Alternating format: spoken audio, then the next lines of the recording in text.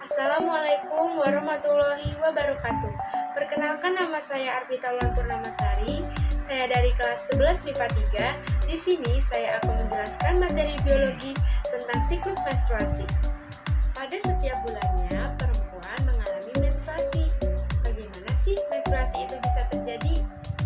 Apa sih yang dimaksud dengan menstruasi itu? Menstruasi adalah proses keluarnya darah dari hasil peluruhan dinding rahim atau endometrium. Siklus ini rata-rata terjadi sekitar 28 hari. Namun, tidak semua wanita mengalami siklus yang sama. Ada yang mengalami 21 hari, ada pula yang 30 hari. Nah, siklus ini dikendalikan oleh hormon-hormon yang dihasilkan oleh sistem endokrin, yaitu hipotalamus, hipofisis, dan ovarium. Siklus menstruasi sendiri memiliki 4 fase, yaitu fase praovulasi, fase ovulasi, fase pasca ovulasi, dan fase menstruasi.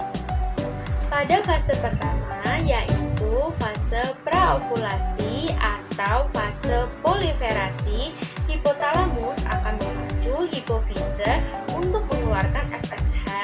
FSH ini sendiri yaitu follicle stimulating hormone, sesuai dengan namanya berfungsi untuk memacu atau merangsang perkembangan folikel di dalam ovarium.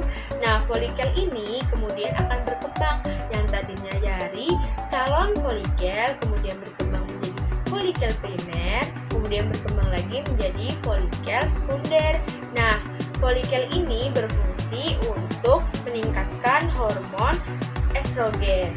Nah, hormon estrogen ini berfungsi untuk memacu perkembangan ciri seks sekunder pada perempuan dan penebalan pada dinding rahim atau endometrium. Yang kedua yaitu fase ovulasi. Dilihat dari perkembangan grafik hormonal, hormon estrogen yang tinggi mampu menekan hormon FSH.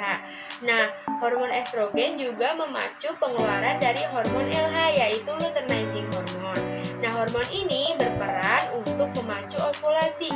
Dilihat dari perkembangan folikel, folikel sekunder kemudian berkembang menjadi folikel degraf. Nah, folikel degraf yang matang akan menerima perintah dari hormon LH untuk mengeluarkan oosit sekunder menuju ke tuba Fallopi untuk menunggu sperma. Fase yang ketiga yaitu fase pasca ovulasi. Dilihat dari perkembangan folikel degraf yang telah ditinggalkan oleh oosit sekunder akan menerima perintah lagi dari hormon LH untuk berkembang menjadi korpus luteum. Korpus luteum ini berfungsi untuk memicu perkembangan dari hormon progesteron. Nah, hormon progesteron ini sendiri berfungsi untuk penebalan pada dinding endometrium.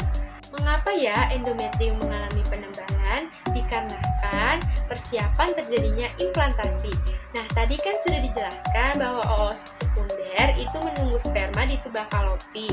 Apabila terjadi pertemuan dan peleburan alias fertilisasi dan menjadi zigot kemudian membelah, nah si endometrium ini sudah siap untuk dijadikan tempat untuk berimplantasi. Seperti itu. Fase yang keempat yaitu fase menstruasi. Nah, pada fase ini apabila oosit sekunder tidak dibuahi, maka korpus luteum akan berkembang menjadi korpus albikan. Nah, korpus albikan ini sangat mempengaruhi produksi hormon estrogen dan progesteron menjadi menurun seperti pada gambar di grafik.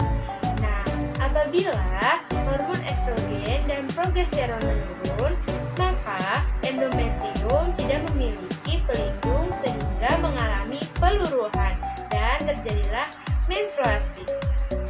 Dulu penjelasan dari saya, kurang lebihnya mohon maaf. Wassalamualaikum warahmatullahi wabarakatuh.